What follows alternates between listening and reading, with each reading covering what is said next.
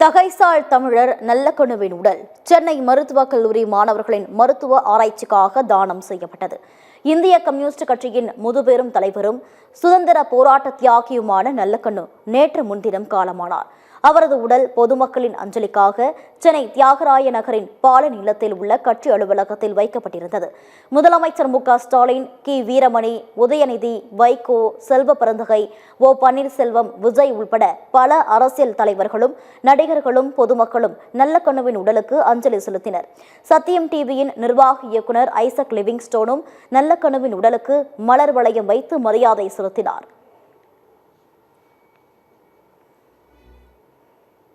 இதையடுத்து நல்லக்கண்ணு உடல் சென்னை மருத்துவக் கல்லூரி மாணவர்களின் மருத்துவ ஆராய்ச்சிக்காக முறைப்படி தானம் செய்யப்பட்டது. கடந்த 2016ஆம் ஆண்டு நல்லக்கண்ணு தன் உடலை மருத்துவ மாணவர்களின் கல்வி ஆராய்ச்சிக்காக சென்னை மருத்துவக் கல்லூரிக்கு தானம் செய்வதாக எழுதி கொடுத்திருந்தார்.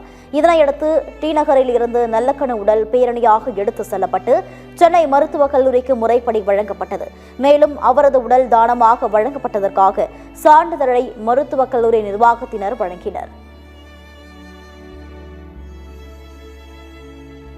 அவர் விரும்பியபடி அவரது நல்லுடல் அரசு மருத்துவமனைக்கு கட்சியின் தமிழ்நாடு மாநில குழுவின் சார்பில் ஒப்படைக்கப்பட்டிருக்கிறது.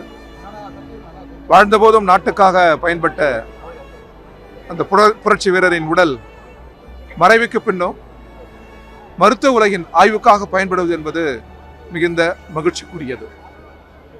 தோழர் RNK அவர்களை நினைவிலேந்தி அவர் விட்டு சென்ற பணிகளை நாங்கள் தொடர்ந்து செய்து முடிப்போம். செங்கொடியை தாழவிடும். சோசலிசமும் சமதர்மமும் தான் அவரது கனவுகள். தமிழ் மண்ணில், இந்திய மண்ணில் அத்தகைய லட்சியம் ஈடேறுவதற்கு இந்திய கம்யூனிஸ்ட் கட்சி முன்னிலும் அதிகமாக பாடுபடும்.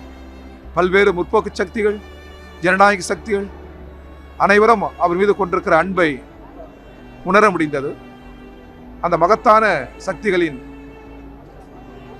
கனவுகளையும் இந்திய கம்யூனிஸ்ட் கட்சி நிறைவேற்றும் என்று இந்த நாளில் அவர் நினைவாக சபதம் ஏற்கிறோம்.